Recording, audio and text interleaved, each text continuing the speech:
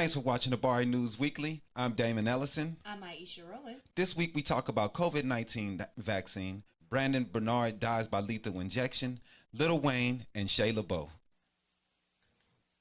In COVID-19 news, surveys show African Americans less likely to want COVID-19 vaccine, as a panel of FDA advisors Thursday recommend emergency authorization of Pfizer's COVID-19 vaccine. Surveys showed increasing support for a coronavirus vaccine, but also indicated Americans' readiness to get immunized varied by race. According to the latest Pew Research survey, African Americans are among the least likely to express comfort with the vaccine. People are afraid because of the history of distrust built into the American medical system. The Tuskegee experiment to study syphilis is one of the many reasons people distrust medical facilities, as well as the unauthorized use of Henrietta Lacks cancer cells in a cervical cancer study. Doctors have included African Americans in medical studies without their permission and even withholding treatment, as well as ongoing disparities in access to quality health care. African Americans made up about 10% of the U.S. participants in both the Phase 3 Moderna and Pfizer trials. Edged sword for the black community. It's a double-edged sword for the black community. As COVID-19 has hit us particularly hard, and if the mistrust of the vaccine keeps people from taking the virus or the vaccine, the deaths may compile. And also in other news, despite national outcry, Brandon Bernard dies by lethal injection, the ninth federal injection of 2020. Brandon Bernard was executed by lethal injection Thursday at a U.S. penitentiary in Terre Haute, Indiana, despite a flurry of last-minute appeals by his lawyer. He was pronounced dead at 9:27 p.m.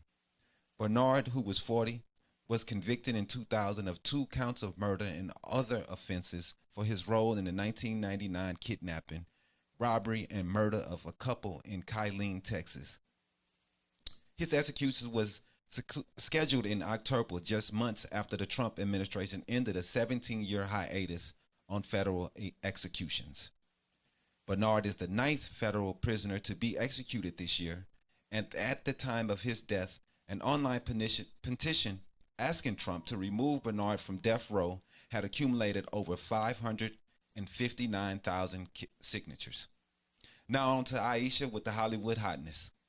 In the fire this week, musician FKA Twigs, born Tahila Deborah Barnett, has filed a lawsuit against the actor Shea LaBeouf, accusing the Transformers star of sexual battery, assault, and emotional distress. Twigs alleges the actor removed his seatbelt and threatened to crash the car they were in unless she declared her love for him. During a stop at a gas station, the singer claims LaBeouf threw her against the car and yelled at her after she removed her bags from the vehicle. She also claims that he choked her in the middle of the night during that same trip, broadly accusing him of relentless abuse, alleging he also knowingly gave her a sexually transmitted infection. LaBeouf did not respond to the Times' request for comment on the lawsuit, but had told the newspaper in an email on Thursday that he was ashamed of his past conduct. "I'm not in any position to tell anyone how my behavior made them feel. I have no excuse for my alcoholism or aggression, only rationalizations. I have been abusive to myself and everyone around me for years. I have a history of hurting people closest to me. I am ashamed of that history and sorry for those I hurt. I can really say nothing else." And in other news, Lil Wayne has pled guilty in a federal firearm case. According to documents from the United States Attorney Ariana Orshan from Southern District of Florida, Weezy entered a guilty plea in federal court for possession of a firearm and ammunition by a convicted felon. After being arrested on the offense at the Miami Opa-locka Executive Airport on December 23, 2019, at the time Lil Wayne was a passenger on a private plane that made a stop in Florida before heading to California, which was the aircraft's final destination.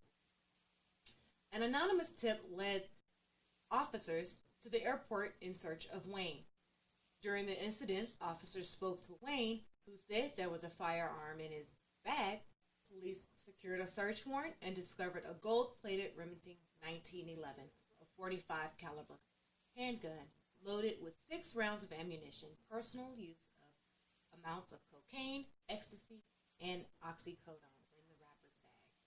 And in local Arizona news, we have a couple stories. The Phoenix Suns have decided to not have fans inside of the building. Oh, really? For the return of the new season. They will, for the 2021 NBA season. People will come in later on, hopefully this season. But the Suns have announced that Thursday that they will not have any fans for the season, beginning of the season. And having Chris Paul and having a couple good players in the game right now, I wanted to really come and go and see the Suns. I was kind of excited. So they might actually be kind of good this year. I think they might make the playoffs. The playoffs is what we're going for. Playoffs, championship or bust. The local news.